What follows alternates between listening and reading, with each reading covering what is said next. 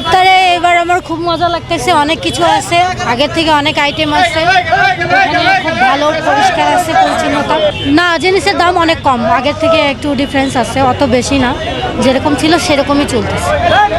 এখানে আপনার আলু চপ, বেগুনি, পেঁয়াজু, আপনার শিক কাবাব, তারপর হলো আপনার মুরগির চাপ, তারপর গোলা কাবাব, জালি। আমাদের আইটেম না হলো আপনার 100 মতন হবে ইনশাল্লাহ।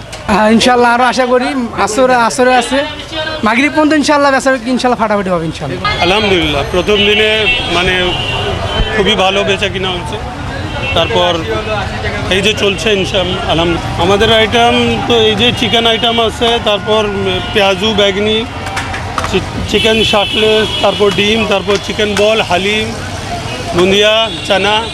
সবচেয়ে এক্সক্লুসিভ বলতে গেলে আমাদের এই যে চিকেন আইটেমগুলো আছে। তারপর আপনার যায় ওদিকে, আপনার যায় এদিকে দেখেন ছানা পোলাও আছে, তারপর শাহি জলেবি আছে, এগুলো আলহামদুলিল্লাহ বেশি চলে।